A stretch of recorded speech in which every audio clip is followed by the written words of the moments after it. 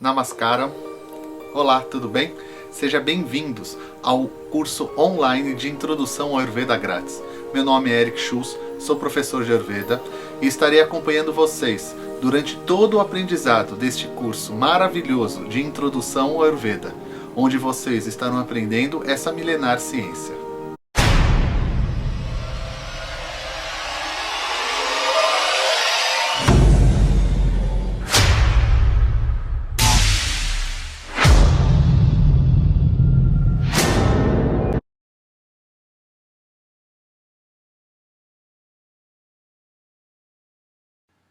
Olá, namastê, tudo bem?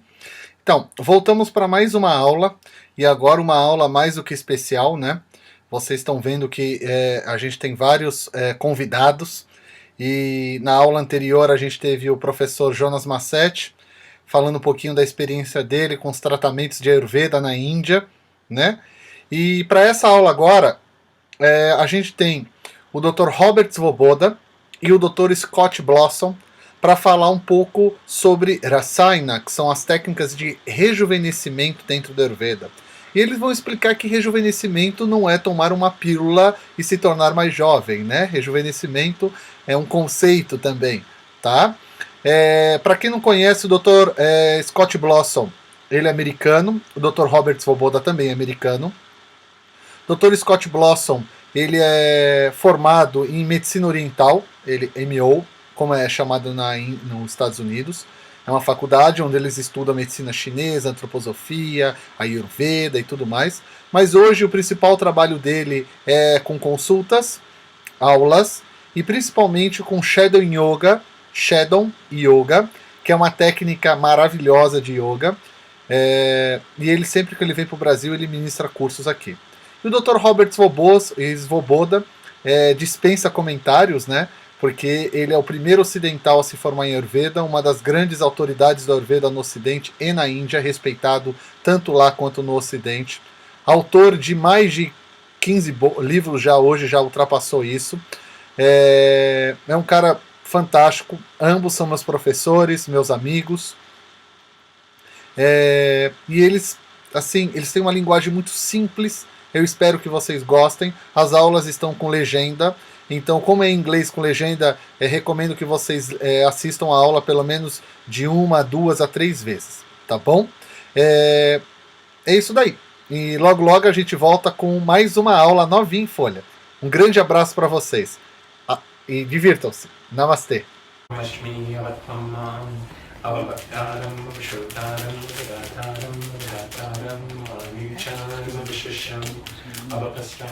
So, Dr. Svoboda, we'd like to know what's the meaning of rejuvenation, Rasayana, in Ayurveda. What means to rejuvenate in Ayurveda? The word Rasayana literally means turning towards rasa, and rasa means juice. As people get older, they become drier. Their bodies retain less fluid. Their muscles and their tendons become less strong and and they have less mass. And in general, and the skin becomes more wrinkled and dries out. So all of the juiciness that is present when you are a younger person starts to become less as you are an older person. Or if you have been working too hard, or if you have been under some other kind of strong stress. So rejuvenation is all about making your system behave as if it was younger. So to make your system be able to retain juiciness longer and to use that juiciness more efficiently. When we get old, the Vata dosha gets more stronger. Yes. Gets stronger than us. The people that already has a lot of Vata dosha in their bodies get worse. It's worse for them when. It can definitely be worse for people who have more Vata dosha in their bodies as they become older.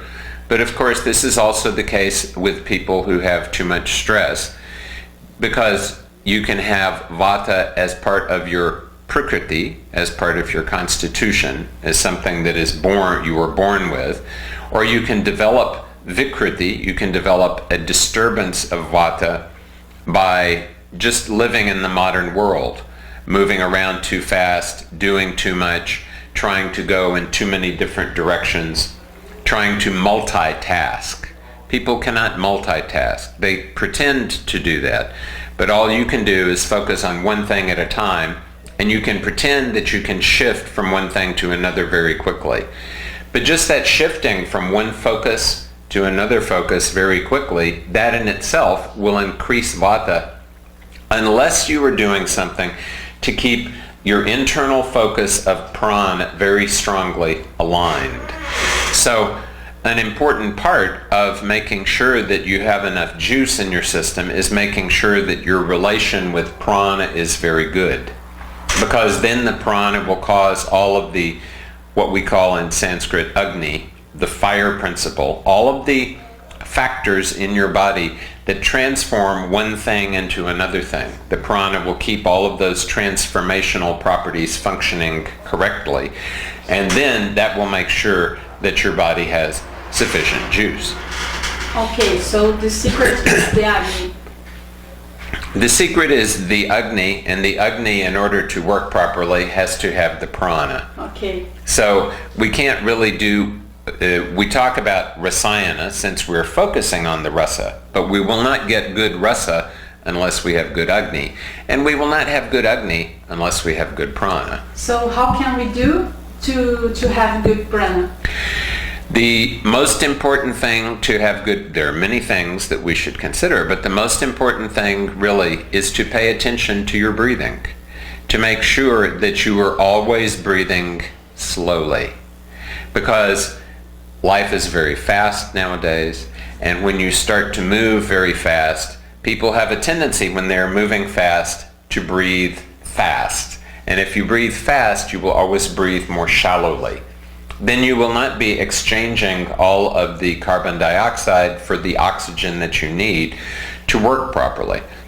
And then your body will tell you to breathe even more, and then you will breathe even faster, and then that itself will cause a vata disturbance. So the most important thing to do is make it a point always to breathe slowly. And it's especially useful to do alternate nostril breathing. Inhale through the left, exhale through the right. Inhale through the right, exhale through the left. Breathe slowly, breathe calmly, don't hold your breath. It's very good for anyone who wants to be able to deal with the modern world more effectively, just to perform alternate nostril breathing first thing in the morning, even before they get out of bed, for 15 minutes. We can do lay down? You can have to sit? You can lie down, but it's better to sit. Okay. After all, you're going to be standing and sitting during the day. But it's good to have that transition in the morning. You've been lying down. Many people immediately get up and drink espresso and then go off to do a bunch of things and run. But that sets a pattern for the entire day, a pattern that you will always be under stress.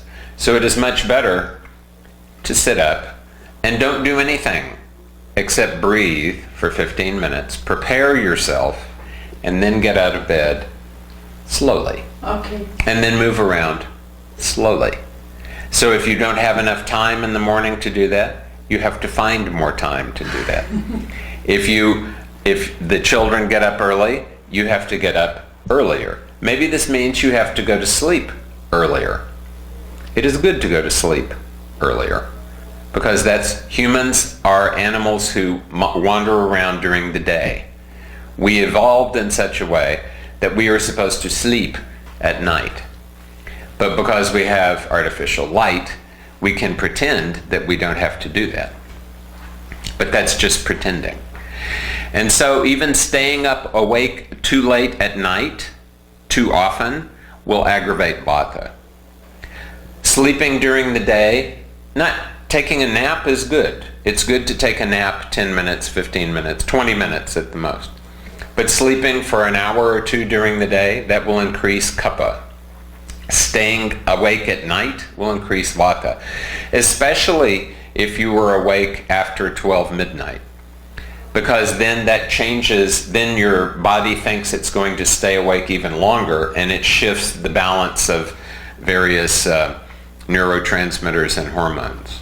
So that can make us aging more That will faster. make us age more quickly, yes. Okay. But do you think this industrial foods, processed foods that we eat now, can be responsible for age faster too? Because it doesn't have any prana or that in that. So, if in order to have good rasa, we need good agni, and if we want good agni, we have to have good prana. And if you're eating food that has no prana, then your prana will not be good. So yes, it is absolutely the case that eating highly processed foods will also help you age more quickly.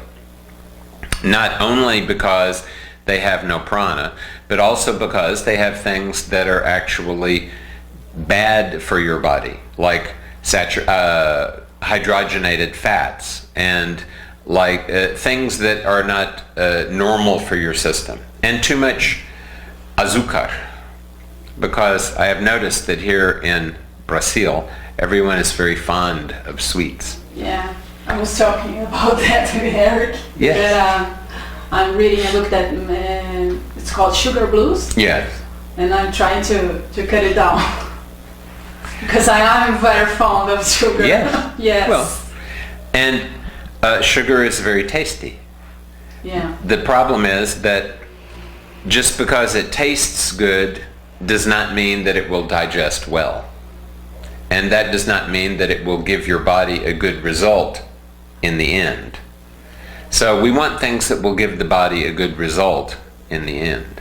So this means that you may have to have less sweet now, but it will be more satisfying in the longer run. But what can we eat to rejuvenate, to aging better? Well, the first thing before, there are many special herbs and there are many special substances, but before you do the special herbs and the special substances, first you should establish for yourself a daily routine so that your body is becoming balanced just by the things that it has to do every day, which is go to sleep, get up, so that you're eating good food. And good food means actual food, not industrial food, but real food that has come from the market. There are so many markets, food is available. And eating a small amount of food, not eating a giant amount of food. And mostly eating plants, eating less of animal food and more that has come from plants, because that is better for the organism and produces less toxins than does eating animal food. Oh, okay.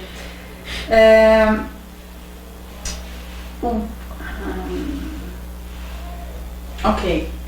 What do you think about this crazy sick for youthness these days? People do plastic surgeries and this kind of stuff, but just in the appearance, not for the intern. Well, people are not, they are doing only what they are seeing everyone else do. In the past, in other societies, the people who were the most valued were the old people. Now the old people do not have any value. Now it is only the young people that have value. So everyone wants to feel that they still have some value. So even as they become older and they look in the mirror and they notice they're not so young anymore, then they will try very hard at least to look young, and then that will make them feel better. But it's like eating sugar. You will feel better for a few minutes, then you will not feel so much better for the rest of the time, because you are only working on the surface and not below. So the fact is that you will not be young forever. As a human being, you will be young for a period of time. And then after that, you will have to adapt to the fact that your body is not young anymore. So you very much want to slow down the process of aging. Theoretically, you could stop it entirely, but that's very theoretical. Practically speaking, you can slow it down, but you can't slow it down by living fast. And in the modern world, everyone likes to live fast because it is more exciting, but that is also something that will make you age more quickly. So you have to be able to decide for yourself how fast you want to live and how fast you want to age. If you live a slow, balanced life, you will age more slowly. If you live a fast, exciting life, you will age more quickly. How can we know that we are aging in a good way? Well, first you have to be able to ask yourself how you feel. So if you generally feel good, then we can suggest that probably you are aging in a good way. But you have to be honest with yourself. You cannot say, oh, I feel very good, and that's because I'm drinking 5 cups of coffee every day, and I'm also taking many rejuvenative substances, and then I'm getting 1 massage every day. So you can't say that you are feeling good personally. You can say that as a result of all of the things you were doing, you appear to be feeling good. Artificial things. But these are things that if we took them away, if you took everything away, and then after 1 week you could still say, yes, I'm feeling good, then we would feel happy for you because probably you were feeling good. But if you take even coffee away from people for 1 day, they will have a headache, they will feel angry, because they are now using that as a crutch. They're using that as a method to keep doing the things that really are not so good for them. And, of course, it's useful. You can't really always rely on this, but it's useful to look at other people who are your age and ask yourself, do I look like that? Is this actually, because I know in my own case, I don't feel like I am past 60, and I am past 60. I feel like, I don't know how much I feel like. Maybe I'm in my 30s one day, maybe I'm in my 40s one day. But all I have to do is look in the mirror and think, okay, it's good to remember that I can't do everything that I did when I was young. Or if I want to do many of those things, I have to do them more slowly. The secret is slow down. The secret of living a long time happily is to live life slowly. That's why we have the slow food movement, because really, it is more enjoyable to eat your food if you are not in a hurry. Then you can taste it, you can chew it properly, you can enjoy looking at it, you can enjoy spending time with it and other people and so on. If you are having fast food, where is the enjoyment? And enjoyment is also a big part of rejuvenation, because rasa really means juiciness of emotion also. Okay, what's the worst thing besides the fast? And what's the worst thing you can do for our body? There's a food that we eat or something, or cigars, or I don't know, cigars or cigarettes. Cigarettes are definitely not good. Alcohol, I don't know. Everything has some value. Alcohol is very good for Agni, but only if you drink 50 mLs of wine with your meal. Not 1 glass, Every day? not 2 glasses, but 50 mLs. This is a small amount of wine. That much is good for Agni. The rest is for taste or because you want to have intoxication. Tobacco is a very sacred plant, but it is meant for sacred use, and it is a very good medicine. So it is meant for medicinal use. It is not meant to use on a regular basis as a drug. And of course, caffeine is a very good thing for making you stimulated when you need stimulation. But when you rely on that all the time, then naturally that is going to be something that will disturb you. So it's difficult to say, maybe if we had to think of one substance that was the worst thing for people, maybe it would have to be sugar. Just because there's so much of it everywhere. There's sugar in all of the food. There is and there is sugar in the things that we drink, and so it is present in so many places. And alcohol is metabolized in your body very much like sugar is. So it's a similar kind of thing. And what happens is when you eat too much sugar, the sugar in your blood will go up quickly, and then it will go down quickly. And when your blood sugar is down, you cannot think properly. And if you cannot think properly, you will eat more sugar, and then you will be thinking properly for about 15 minutes or half an hour. Then you will not be thinking properly. Then you will have more sugar and more caffeine, and then you will be fine until you're not fine. And that will be the pattern. It will be a cycle.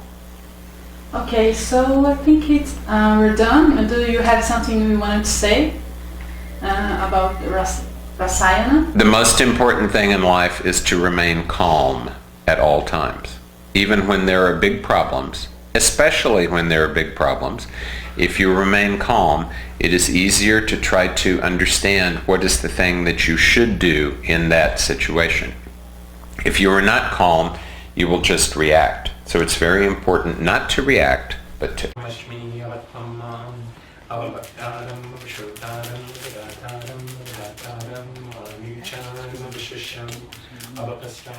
How do yoga can help us to rejuvenate?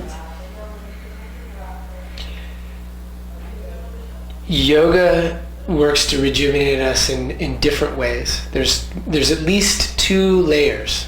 So one of the very basic layers would be being able to relax our bodies, being able to sleep better, helping to improve our digestion so that we're able to assimilate the nutrients in the food that we eat better.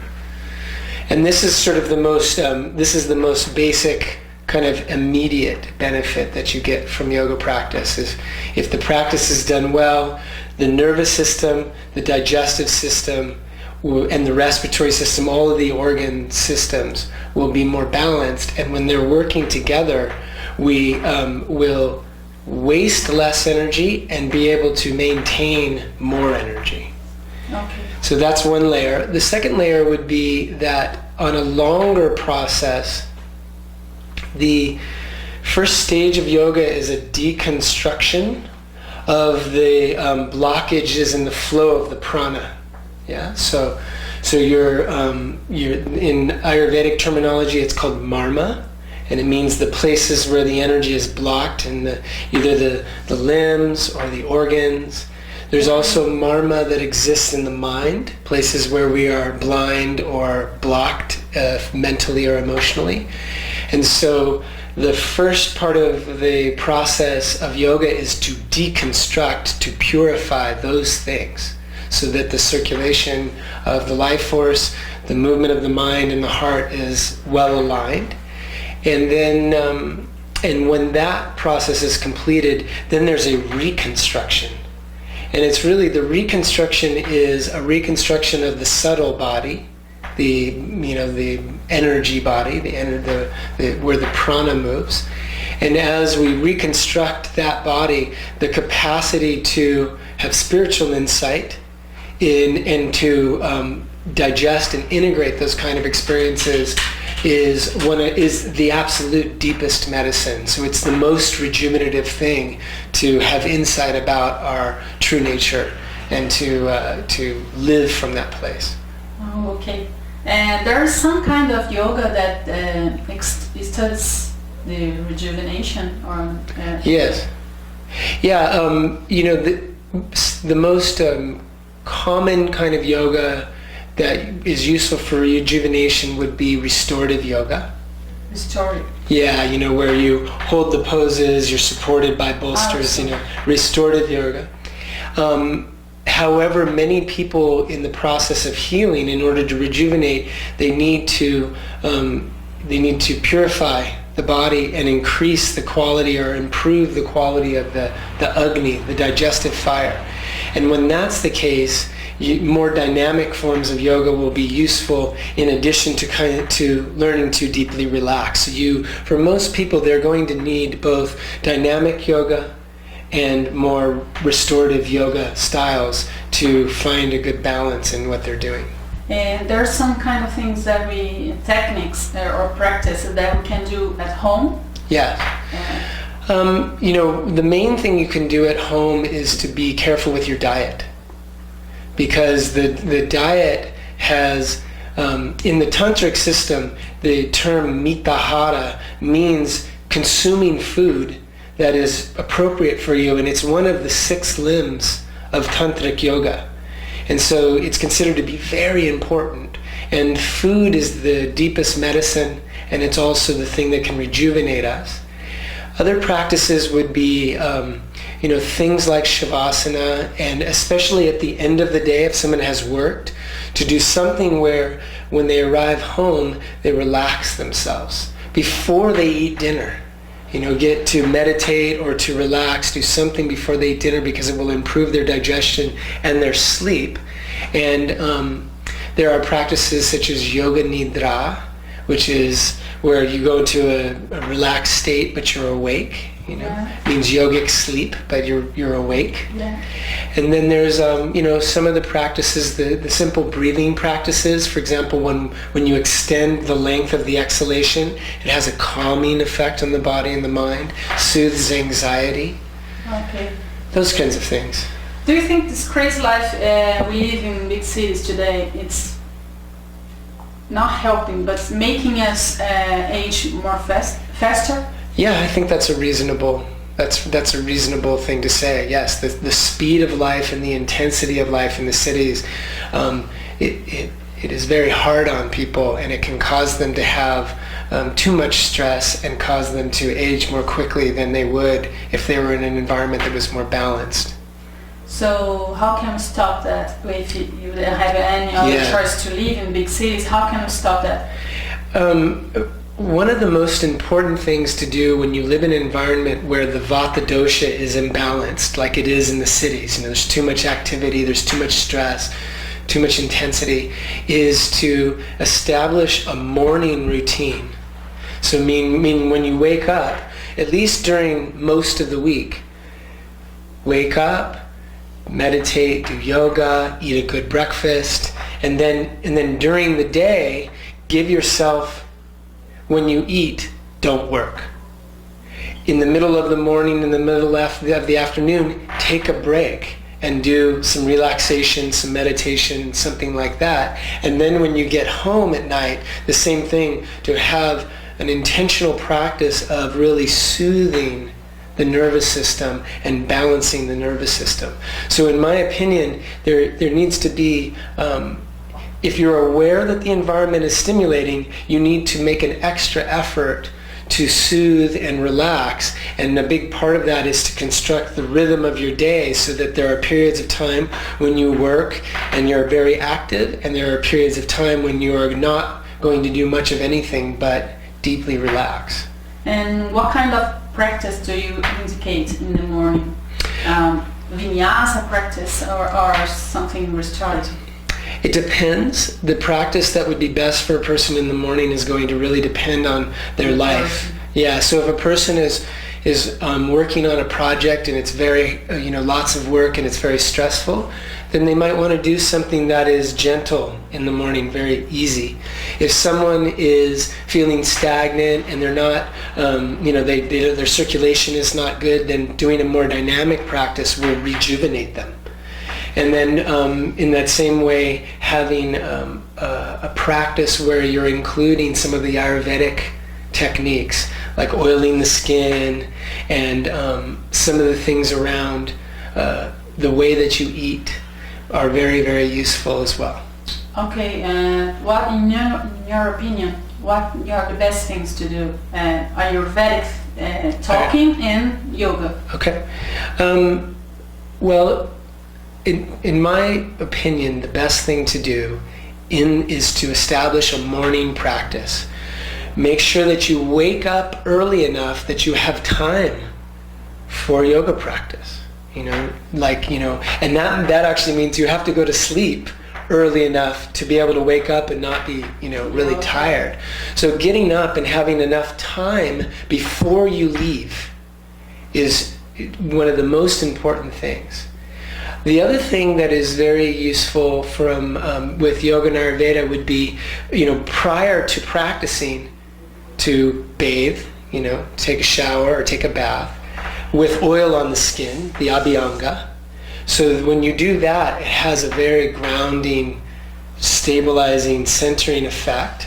And then you move into yoga practice with that as a basis. For the city where the air is often not clean in the cities, things like jala neti and the nasceu oil are very, very good for preventing allergies and preventing colds and flus. The other thing is not to leave the house with your head wet, to actually make sure your hair is dry before you leave the house, because with wind, if the hair is wet, it's easy for the wind to get into the neck and shoulders, and it can upset the mind and make you stiff in the neck and make your immunity lower. Oh, okay. One last question. Why do you think that people are so crazy seeking this youth, this running for being young? Om Namah Shivaya. That's a hard one. I think it's partly because we have lost our ability to grieve. So when someone dies, it's natural and very human to feel sad. And if it's someone you loved very deeply, to feel very sad, and even sometimes for a very long time. And now, along with youthfulness is happiness. They've become deities. And so people are worshiping the deities, but it's not natural to only want to be happy and to only want to be youthful, because with age we ideally grow in experience and wisdom. And so older people are capable of teaching younger people things that they could not possibly know because they haven't had the life experience. And simultaneously, the yoga path is very much about acknowledging the reality of death and how this material life is impermanent as a way of guiding our actions in the world and a way of inspiring us to live a meaningful life. And so this is one of the things that I think is at the root of it, is that nowadays people want to have it all. And the natural world gives us life and it gives us death. And so hopefully yoga leads us back to understanding that both of those things are natural, and both of those things need to be understood. They need to be meditated upon. And then as you age and you get to know yourself better, in my case I'm 44 now, and the 40s have been the best part of my life so far, because I know myself better, I've had more experience in life, and I can appreciate things. But I also find that my heart is more tender. I feel things more deeply. I feel the sadness. I feel pain. I feel fear. All these things more deeply. So it's inspiring me to look to my practice as ways to meet those things and have them turn into forces that will teach me and make me stronger and make me able to be a better person in all of my relationships in life. Okay. Thank you very much. Obrigado.